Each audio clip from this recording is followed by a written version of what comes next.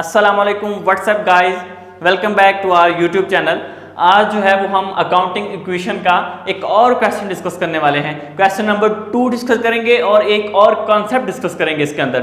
Last time हमने जो question मैंने आपको बताया फर्स्ट पार्ट के अंदर, उसमें हमने सर्विसेज कंसर्न से रिलेटेड जो है वो अकाउंटिंग इक्वेशन का क्वेश्चन किया था। आज जो हम करने वाले हैं वो हम करेंगे मर्चेंडाइजिंग कंसर्न के साथ। ठीक है, तो ये हमारा कौन सा कंसर्न है? मर्चेंडाइजिंग कंसर्न के साथ ये क्वेश्चन करेंगे। मर्चेंडाइजिंग कंसर्न में क्या होता है कि जिसमें हम प्रोडक्ट को सेल एंड परचेज करते हैं, उससे प्रॉफिट अर्न करते हैं। इसमें हम सर्विसेज का कोई काम नहीं कर रहे होते। तो बेसिकली इसमें हम चीज़ों को, गुड्स को सेल करेंगे, परचेज करेंगे, फिर प्रॉफिट आएगा। आप इसी तरह से क्रेडिट की ट्रांजेक्शन्स होंगी, कैपिटल से माइनस होगा। तो इस क्वेश्चन को भी डिफरेंट ट्रांजेक्शन्स हैं, डिफरेंट पॉइंट ऑफ व्यू है। वो सर्विसेज था, ये मर्चेंडाइजिंग है। तो आइए क्वेश्चन को स्टार्ट करते हैं। सबसे पहली ट्रांजैक्शन को करते हैं, सेम पैटर्न होगा, उसी तरह से हम करेंगे। Assets is equal to liabilities plus owner's equity. अगर आपने पहला लेक्चर नहीं देखा तो सबसे पहले जाके पार्ट फर्स्ट लेक्चर को देखिए, डिस्क्रिप्शन में लिंक पड़ा है आपको, ताकि आपको उसकी क्लियर अंडरस्टैंडिंग हो। फिर आप मर्चेंडाइजिंग कंसर्न को और उसके नेक्स्ट फर्दर क्वेश्चन की तरफ मूव कीजिएगा, आपको ज्यादा समझ आएगी। तो चलिए आइए स्टार्ट करते हैं। सबसे पहले हमारे पास ट्रांजेक्शन है, Anwar commenced business with cash ₹55,000। Anwar ने बिजनेस स्टार्ट किया है, कितने से स्टार्ट किया है? 55,000 रुपए से स्टार्ट किया। तो सेम हमारे पास यहाँ पे क्या आ जाएगा? हेडिंग क्या आएगी? कैश की हेडिंग आ जाएगी। ठीक है, तो कैश हम कितने का लेकर आया है? वो 55,000 का। तो यहाँ पे हमारे पास क्या आ जाएगा? 55,000। और कैपिटल भी आपका बढ़ जाएगा 55,000, यहाँ पे भी ऐड हो जाएगा कैपिटल के अंदर। यहाँ पे ट्रांजेक्शन 1 कंप्लीट हो गई। सेकंड है मर्चेंडाइज परचेज फॉर कैश ₹12,000। अब आपने मर्चेंडाइज परचेज किया। मर्चेंडाइज को हम स्टॉक भी कहते हैं, गुड्स भी कहते हैं, कुछ भी हम उसको कह सकते हैं। तो गुड्स हमने परचेज की, मर्चेंडाइज परचेज की। यहाँ पे हम लिखेंगे ट्रांजेक्शन नंबर 6। ये जुलाई का मंथ है जिसमें हमने परचेज की कैश से। यहाँ पे आएगा हमारे पास, हेड बनेगा मर्चेंडाइजिंग का, या हम गुड्स लिख लें या मर्चेंडाइजिंग। ठीक है। अब मर्चेंडाइजिंग में हमने कितने की परचेज की हैं? 12,000 रुपए। 12,000 की हमने यहाँ पे अमाउंट उसकी लिखेंगे। किस तरह से परचेज की हैं? फॉर कैश परचेज किया, तो डबल इफेक्ट है, तो कैश से माइनस हो जाएगा। ये एसेट बढ़ रहा है, मर्चेंडाइजिंग वाला एसेट इंक्रीज हो रहा है, ये एसेट डिक्रीज हो रहा है। तो यहाँ पे माइनस हो जाएंगी कितनी? 12,000। हर ट्रांजेक्शन के बाद बैलेंस करना जो है वो बहुत इंपॉर्टेंट है, ताकि आपका आंसर का आपको आइडिया रहे कि ठीक है या गलत आ रहा है। तो 55,000 से 12,000 माइनस कर दें तो ये हमारे पास कितना आ जाएगा? 43,000। ठीक है, और यहाँ पे 12,000, यहाँ कुछ नहीं है, यहाँ पे सेम 55,000 आपके पास अमाउंट आ जाएगा। अगर आप इन दोनों को टोटल करें तो आपके पास ये 55 ही बनेगा। नेक्स्ट ट्रांजेक्शन की तरफ मूव करते हैं। Sold merchandise to Anees ₹56,000, cost ₹4,480। अच्छा, यहाँ पे क्या किया है? सोल्ड कर दी है। क्या चीजें सोल्ड कर दी है? मर्चेंडाइज सोल्ड कर दिया। किसको? अनीस को सेल की है। कितने की? 5600 रुपए की। जबकि उसकी कॉस्ट कितनी है? 4,480 रुपए, 4,480 है। तो इसका मतलब क्या हुआ कि यहाँ पे हम लिखेंगे 07 ट्रांजेक्शन। जितने की कॉस्ट है प्रोडक्ट की, जितने की कॉस्ट है 4,480, तो मर्चेंडाइजिंग में से उतने की माइनस कर देंगे, क्योंकि ये इसकी कॉस्ट तो इतने की है। अब उसने प्रॉफिट मार्जिन रख के बेची है, तो बेची कितने की है? 5600 की। बेची किसको है? अनीस को। अनीस इज योर क्रेडिट, ये डेटर है आपका बेसिकली। इसको आपने उधार पे बेची है। ठीक है, तो जब भी आप नाम आ जाए या लिखा आ जाए ऑन अकाउंट, जिसका मतलब आपने उसको उधार पे सेल की हैं, ऑन अकाउंट सेल की हैं, तो ये यहाँ पे क्या क्रिएट हो जाएगा? आपका हेड अकाउंट रिसीवेबल का। यहाँ पे आपका अकाउंट रिसीवेबल का हेड क्रिएट हो जाएगा। आपने कितने की बेची हैं? यहाँ पे हम उसकी अमाउंट लिखते हैं कि 5600 की आपने उसको अमाउंट बेची है। ठीक है, और अब इसका डिफरेंस का क्या होगा? इतने की बेची, इतने की उसकी प्रोडक्ट थी। अब जो इनका डिफरेंस आएगा वो डिफरेंस हम कैलकुलेट कर लेते हैं। उसको हम कहाँ पे लिखेंगे? उसको हम कैपिटल के अंदर लिखेंगे, क्योंकि वो हमारा प्रॉफिट है। इतनी कॉस्ट, इतने की जब वो बिक गई तो बाकी हमारा क्या आ गया? प्रॉफिट आ गया। तो हम इसका जो है वो कैलकुलेट कर लेते हैं प्रॉफिट को। ये आ गया हमारे पास 1,120। यहाँ पे ये ऐड हो जाएगा। As per a rule of accounting equation हम ये डिस्कस कर चुके हैं कि जब भी आपको प्रॉफिट होगा तो वो आपका ऑनर्स इक्विटी को इंक्रीज कर देगा। तो हमारा 1120 है, ये बहुत ही इंपॉर्टेंट ट्रांजैक्शन थी कि जितनी कॉस्ट हो वो आपने उसमें से माइनस करनी, जितने की चीज बेची है उधार पे बेची है तो अकाउंट रिसीवेबल, ठीक है, और जो प्रॉफिट आएगा वो आपने कैपिटल के अंदर उसको लिख देना है। तो यहाँ पे आपने बैलेंस कर लेना है, ये जरूरी है, आपने साथ साथ करते जाना है बैलेंस को ताकि आपका क्वेश्चन करेक्ट आए। 43,000 और ये माइनस हो जाएगा 12,000 में से आपने इसको माइनस करना है 4,480 को। 12,000 में से 4,480 माइनस किया तो हमारे पास आ गया 7,520 एंड 5,600 और यहाँ पे हमारे पास आ जाएंगे 55,000 प्लस 1120 56,120, ठीक है। यहाँ पे हमारा बैलेंस आ गया इस ट्रांजैक्शन का। नेक्स्ट ट्रांजैक्शन हमारे पास है ट्रांजैक्शन नंबर 9। इसके अंदर वो कहता है purchase merchandise from Ahmed rupees 7,500। अब आपने 7500 रुपए की मर्चेंडाइज परचेज कर ली है, किससे? अहमद से। अहमद का नाम आ गया तो उसका मतलब आपने उधार पे परचेज की है ऑन क्रेडिट, तो ये आपकी लाइबिलिटीज को इंक्रीज कर देगा और मर्चेंडाइज भी बढ़ जाएंगी। तो यहाँ पे ट्रांजैक्शन नंबर लिखे 9, डेट है, और मर्चेंडाइज में आप लिखेंगे कितने की है? 7,500 की, ठीक है। और दूसरी साइड पे लाइबिलिटीज आपकी बढ़ जाएंगी 7,500 से, ठीक है। होप सो आपको समझ आ रही होगी।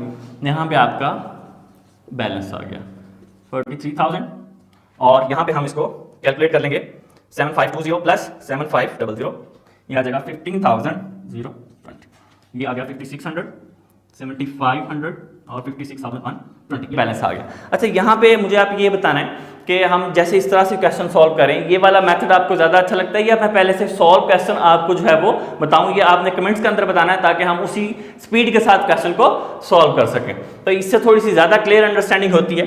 नेक्स्ट हमारे पास है 11 ट्रांजेक्शन, जिसमें है cash sales rupees 1250, cost same transaction आ गई। अब आपने क्या किया? सेल की हैं चीज़ें। सेल कैसे की हैं? कैश सेल्स की हैं 1,250 की, तो कैश आपका बढ़ जाएगा। कॉस्ट उन चीज़ों की कितनी थी? 1,000 रुपया, तो बाकी इसका मतलब प्रॉफिट था, आपको प्रॉफिट हुआ, आपने मार्जिन रखा था तो वो आपका कैपिटल में ऐड हो जाएगा। तो यहाँ पे हम डेट लिखेंगे 11, जिसमें आपने क्या किया है? 1,250 रुपए की चीज़ें सेल आउट की हैं।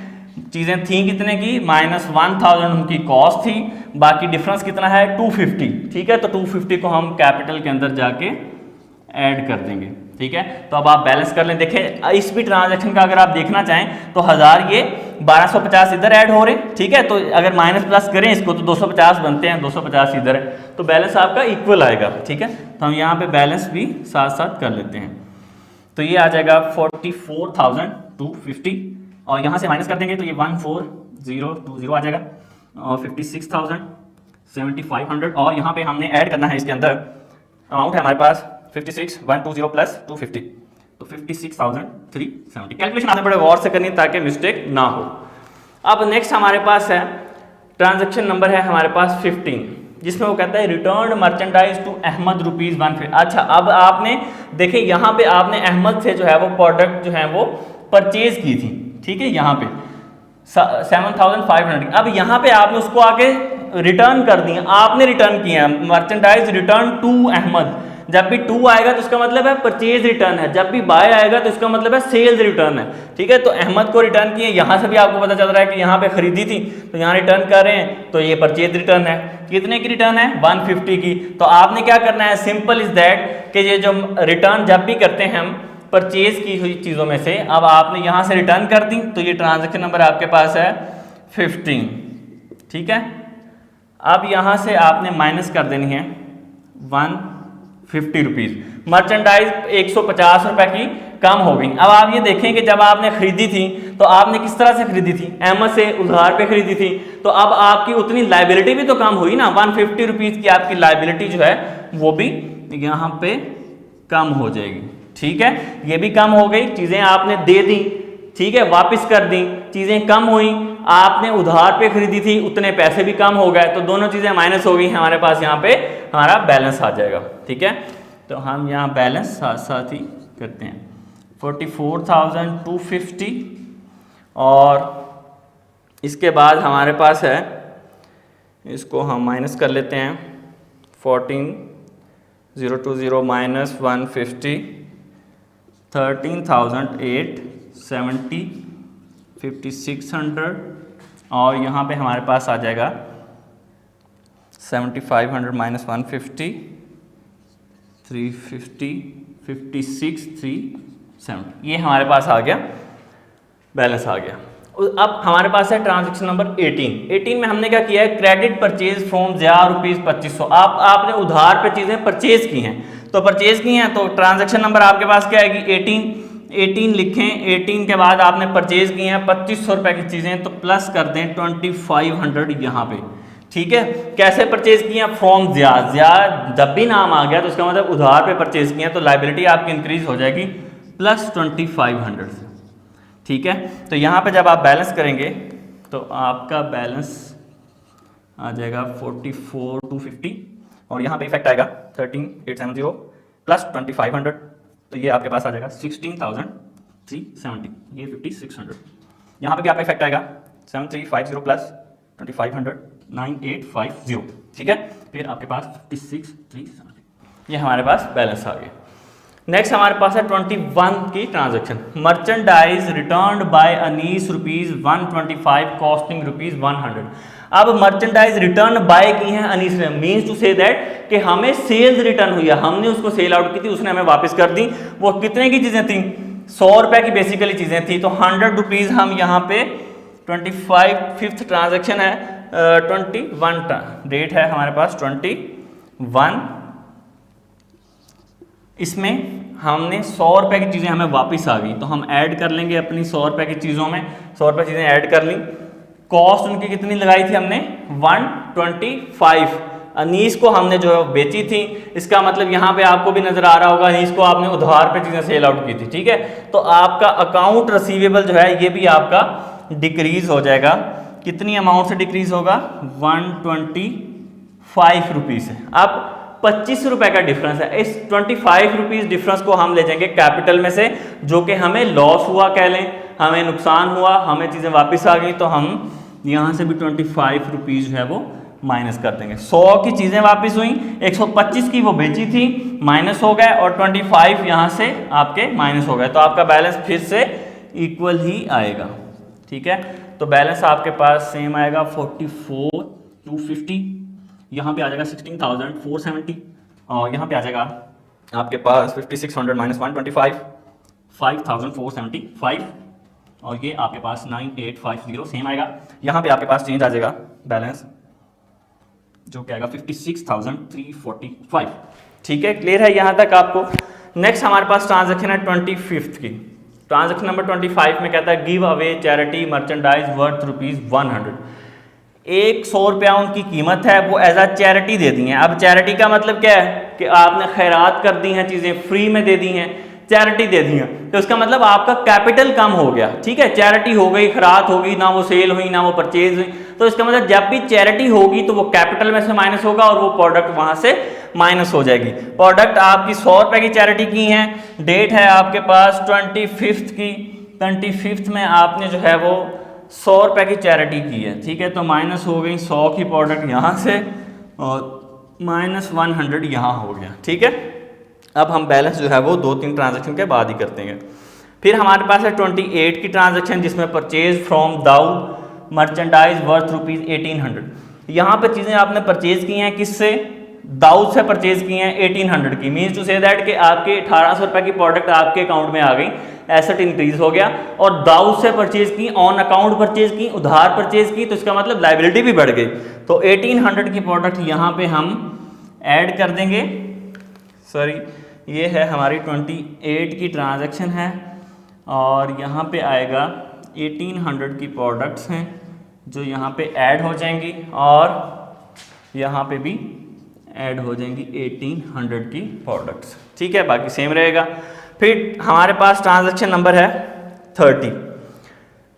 30th ट्रांजैक्शन में वो कहता है proprietor withdraw merchandise worth ₹250 for personal use. अब विड्रॉ करवा ली है, ड्राइंग्स आ गई, मैंने जब भी आपको बताया कि ड्राइंग्स हमारा क्या है, पर्सनल यूज के लिए वो प्रोडक्ट्स निकालते हैं, तो वो हमारा एक्सपेंस है, तो वो कैपिटल से माइनस होता है, और हमारे उसने कितने पैसे निकलवाए हैं, मर्चेंडाइज निकलवाई हैं 250 की, डेट है हमारे पास 30 डेट को उसने 250 रुपये की मर्चेंडाइज निकलवाई हैं, माइनस कर देंगे 250, और कैपिटल में से भी 250 माइनस हो जाएगा।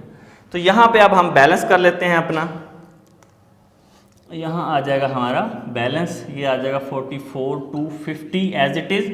और इसकी हम कैलकुलेशन कर लेते हैं। अब हमारे पास अमाउंट है 16,470, आप भी कर सकते हैं साथ साथ इसको, ठीक है। इसमें से हम माइनस करेंगे 100 रुपीज़, फिर हम ऐड कर लेते हैं 18,000 और 16,470 माइनस 100 प्लस करेंगे हम इसमें 1800 माइनस करेंगे 250, तो ये हमारे पास आ जाएगा 17,920, ये आ जाएगा 5475, ठीक है। और यहाँ पे आ जाएगा 1800, ये हम इसको ऐड करेंगे, यहाँ पे कैलकुलेशन होगी 9850 प्लस 1800, ये आ जाएगा हमारे पास 11,650।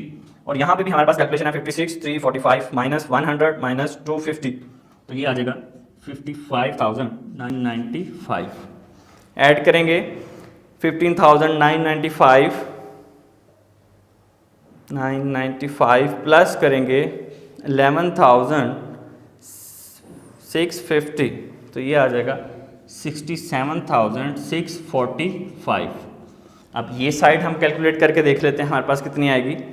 44,250 प्लस इसको ऐड करेंगे 17,920 प्लस करेंगे 5475, तो ये हमारे पास आ जाएगा 67,645। तो यहाँ पे आप देख सकते हैं कि दोनों साइड जो हैं वो हमारी इक्वल आ गई हैं, 67,645 और 67,645।